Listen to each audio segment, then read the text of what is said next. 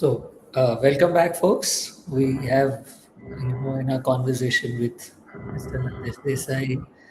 I am your host, Jinay. And like usual, we are just discussing the normal, what is happening in the markets, what should investors do. And these are the times where, there is a lot of news on the overall segment due to the US-Iran conflict, Strait of Hormuz closure, India going through a rupee depreciation, economic crisis, Prime Minister of India coming in asking people not to buy gold, not to do foreign travel. So there is a lot of negativity getting spread in the market as a result. Investors are turning cautious, they're turning bearish. So this is a conversation today in an attempt to answer certain questions, to talk about these things in a little detail so that it helps you to create a perspective of what you can expect from things moving forward. So Nandish Desai, Nandish bhai, welcome today. And since we've Thank you, been Jinay. for a long time, I may fumble a bit here and there, but we don't have a perfect script, but this is what we want to do. And over the last couple of months, there has been too much worry, there has been too much stress around people in general. Markets is one thing, but even their lives, they are worried, they're getting panicked, so they're standing in line for two hours outside petrol pumps whether they'll get fuel or not. What is what should people do in such situations? What is your reading of these things? This is not the first time that has happened. Yes, Jinay. So, as you said, people are worrying. Like, there's a lot of worry everywhere. And I think worrying is misuse of imagination, the power that we have. When we worry, we are misusing that power that we have. And there's a lot of noise right now. There's a lot of noise outside on a lot of fronts. And what sugar is to our body is what all these news is to our mind. And it's really killing us. So you get on a slow poison when you start believing all the noise and news that's going around. It may be true, it may not be true, but then uh, as human beings, we love to collect evidence. So as an equity investor, when a statement is made by our prime minister or any such powerful person, then people start collecting evidence on uh, why it is true. Whatever is being said is true. And the whole country gets busy collecting evidences. And we forget our own game of wealth creation. We forget our own long term goals. We forget why did we join equity as an asset class? Why did we added equity as an asset class to our overall journey? So we forget all that and we get busy collecting evidence on why one should exit, why one should be cautious, why one should not deploy money, why we should, one should, move all the equity to debt or FDs. So it takes them to that point zero again because we got to remember just one thing, which is the world is not going to end. So if the world is going to end, then what is the use of having portfolio and all these things if it's anyways going to end? But if it's not going to end, then why exit the game? Why disturb the compounding? Why get busy collecting evidences? So I would really urge all the investors to focus on two things. First, uh, be ready to accept that you can be completely wrong in in any situation that you are in, and others can also be wrong in the situation that we are in. We got to be open to that. Like, what if I'm completely wrong? Okay, that's one thing. And second is what's possible. Like, I think the best seeds of wealth creation, they are sown in such environment. When it's all negative, it's all dull. I think that is where That's the soil that wealth creation really requires. And uh, so this is like the next bull run. People who will who will sow the seeds in such land right now will benefit, and not people who will wait. And you will see this pattern from last 30, 40 years. Like there are people who were waiting 30 years back, 20 years back, 15 years back. Even in COVID, they waited. They were busy collecting evidence on why they should not invest. And everything will have some consequence. Maybe you put 100 rupees today, it can become 70, 75, 50, 45, whatever. But you are not putting money into something where it will become zero, if the financial product is correct. So it will bounce back. And then if you want 100 to become 200, you will have to take some risk in such situation.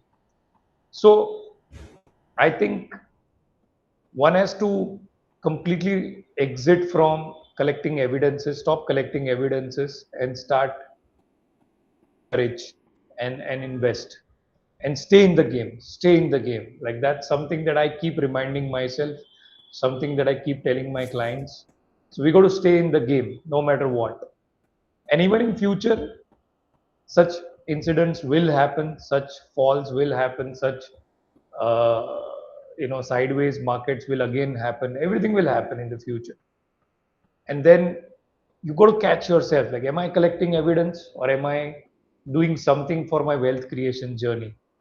Because when you're collecting evidence, you forget everything. You forget the India growth story, you forget your goals, you forget your financial freedom, you forget everything. The only thing you remember is I have to collect more evidence. You get busy collecting evidence. So when somebody comes and tells me, oh kya lagta hai, it's all negative, then I'll tell him like, okay, you can either invest your time in collecting more evidences, or if you have the conviction, invest money. Absolutely. I think it's quite funny, while you were discussing this, I was just remembering back in those days. So let's start with so I am born in 1990, so I will only understand markets when probably I was in my college. So when I was in my 11th or 12th standard, global financial crisis had hit 2008-9. Now, the evidence, if I go by that evidence, if I rethink what happened back in the day was American companies, banks collapsed. There are movies, there are books written on it, there are so many interviews done on it. And yet, a simple search on AI or any Google Finance or anywhere will tell you that Nifty was in the sub 6,000 levels. It fell to around 2,500 or something. And from there, today Nifty is close to 23, 24,000. So eventually, what happens is people forget that it's not the government, it's not the external countries that run your life. It's these small private companies. You are a collection of these private companies. So you are also working for some company, or you have your own company, and you are investing in a particular company. So going by the measures of the government doesn't really make a lot of sense. If you think about 2013, India was into fragile five economy. India was very, very bad at that point in time. There was no way out for the there was no way out for us at that point in time. And yet you see a lot of capital expenses were happening somewhere in the chemical segment. So post 2014, a lot of these chemical companies went up, a lot of these indexes went up, a lot of people wanted to put money into it. But if you look at the evidence back in 2008, 2013, or even COVID, India was not in a very good shape. So for a person who would have collected these evidences, I agree with you, would have thought the game is over every time. 2016, 17, China depreciated their currency and the markets fell and the game was over. Nobody knew what is going to happen next. And yet everything recovered, everything came back. So somewhere we sort of forget these these basic things of life, these small things of life that ultimately you need roti kapda makan and everything to survive. And at that point in time, it becomes more important, like you're saying, what you focus on. And So, close Jinay, closer. what you said is very correct. See, our imaginary world is more scarier than the real world. Okay, we always think in our imagination, we think that it's like when we are about to sit in a roller coaster, all the thoughts will cross our mind. We are going to die. This will happen. That will happen. Only my thing was not checked when I was sitting in the roller coaster. All these thoughts will cross your mind, and when the ride is over, you enjoyed.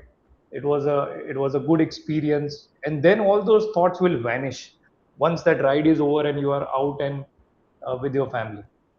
But when you are in the queue, it's like next turn is yours. Just think of all the thoughts that crosses your mind. That's exactly what happens to an equity investor when things are gloomy or not very clear, or the even the current situation that we are in. So it's an imaginary world, of an equity investor, and then the reality after some time is always very, very different. It's always going to be like that. Not just of an equity investor. I think anybody who is playing the long game will always be having a lot of imaginations. But the evidence that you collect plus the mindset that you have, if your mindset is only so negative and you're operating from so much fear that kal kya, tomorrow the day will end, the oil will not come or gas will not come, uh, these things don't really make a lot of difference to anybody. Even today, the kind of money that is going into India becoming, you know, a super, let's say, India becoming independent in their own semiconductors, printed circuit boards. So there are things happening. There are companies really A lot, working lot very of work hard. going on in the background. Yeah, a lot of work going on in the Yeah, background. not that everyone is sitting in one place and getting too worried about just a few things not going right. So it's it's not, I don't think it's very adequate to consider what is risk and what is not. Risk is, I feel, when you're overpaying for something, but there are times when these things tend to happen. Nobody questions the government or the company for lack of good capital allocation. When things go bad, everybody starts worrying about what is happening. So uh, I really don't see a lot of gloomy things, in the future. Yes, there is a chance that a lot of people who are below a certain income segment will face a lot of pressure because of rise in their day-to-day expenses. That needs to be managed, and that is a very significant portion of India. And that is also one of the reasons why the whole entire sentiment goes negative. So if you have a delivery boy which is making 35,000 a month, he's barely scraping through 1 to 2,000 a month in his savings, or 3,000 a month in his savings.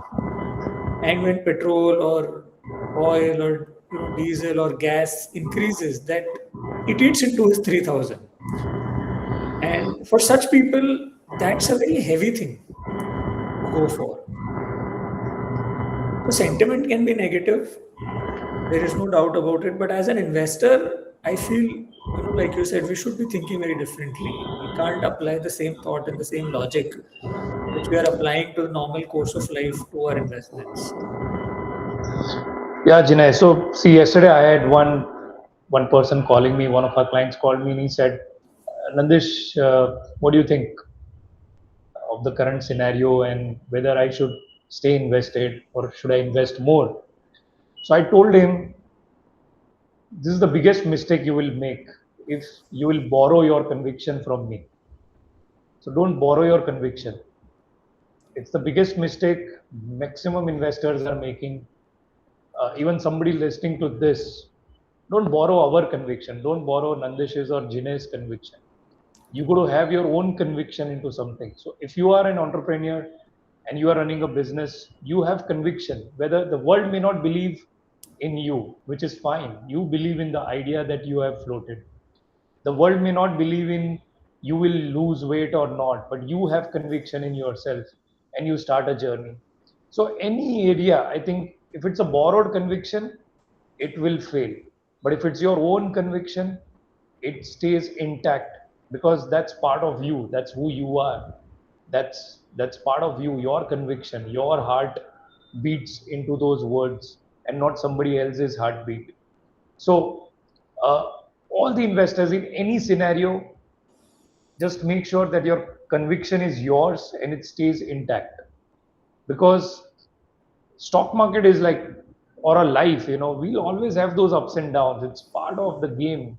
Economy, stock market, relationships, uh, families, everything. There is volatility everywhere.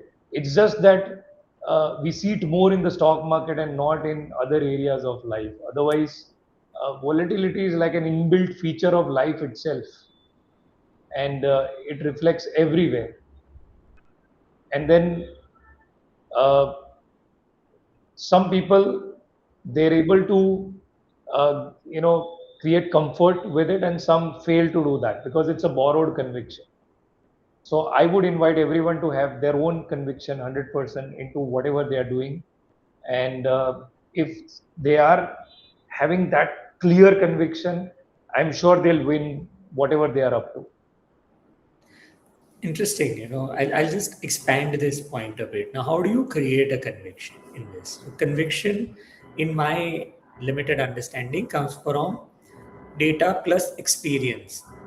So if you look at and so data is nothing but pure observation plus reported numbers. So observation numbers and whatever you've experienced with these two.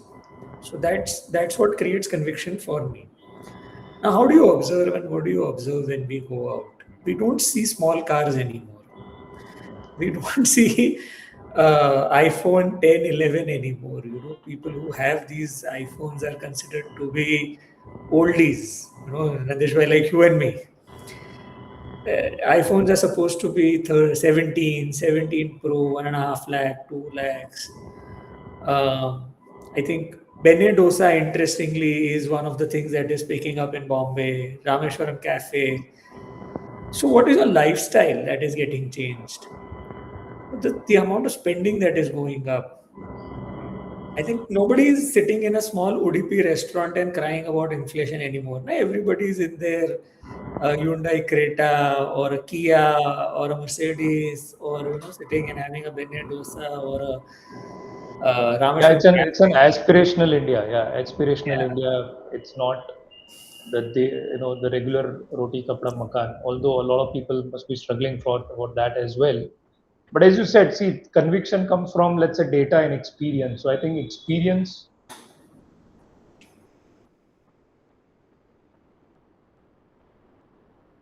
comes from, uh, I think from there the experience comes, and uh, Okay, the we'll same I have think to applies. rewind. Where does experience come from? Your video was blocked.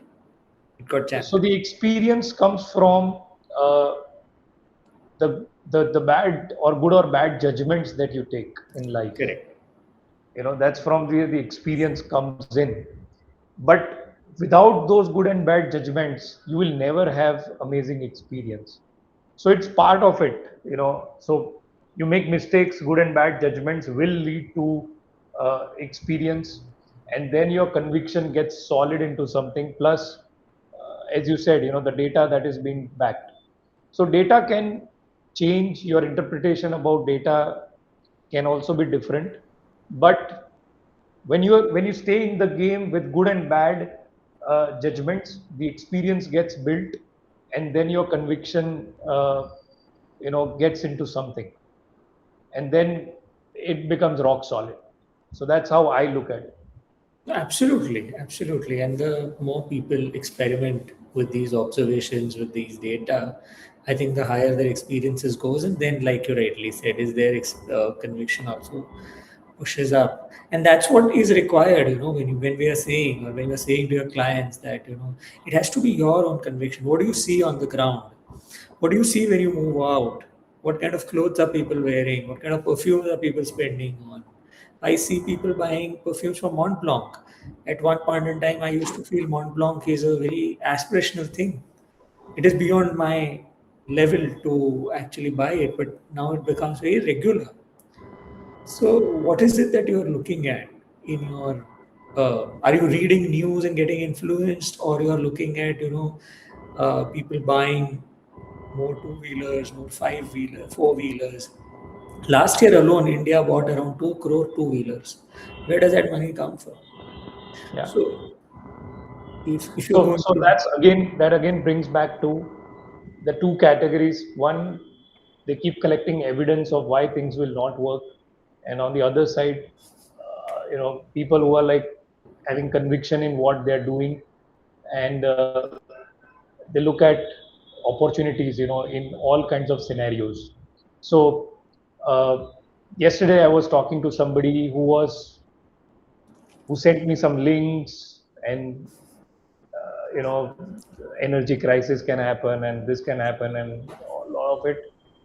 And in the entire day I did not go through any such stuff anywhere, because I make sure that my mental bandwidth is intact. I don't get influenced. I was not busy collecting evidences. I was looking at, okay, where the opportunity is, what can be done today, how can I improve my business, what can I do to strengthen my business, what can I do to help my people strengthen their work.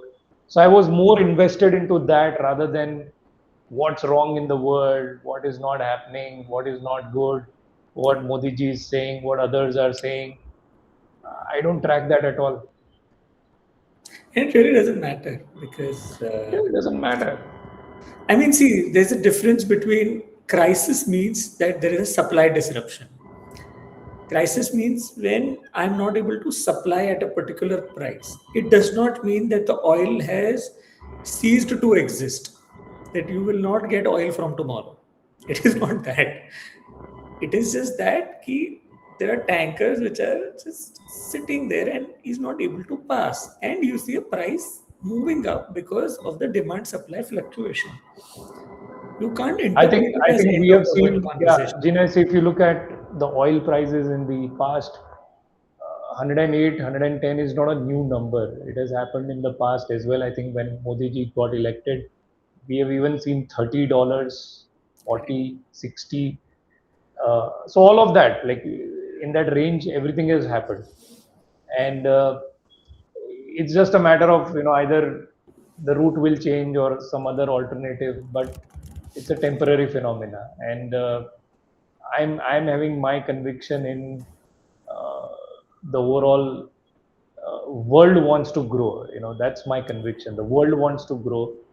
Everyone wants to grow, and then when that conviction is there, you always stay invested. That's the basic human aspiration, right? You want to grow. You don't want to go. You want to go. You don't want to go back. No. Yeah. There's a very interesting thought I had heard from somebody, Naval or somebody, that do you want to be the richest man in of 1600s, or do you want to be an average middle class in day and age today? The richest man in 1600 did not have an AC, did not have a car, did not have a toilet, did not have a fan or a cooler or anything like that. He used to endure heat waves. So he did not have a cooking gas back in the day properly. So the world has literally transformed and literally Oh moved yes. ahead. Oh yes.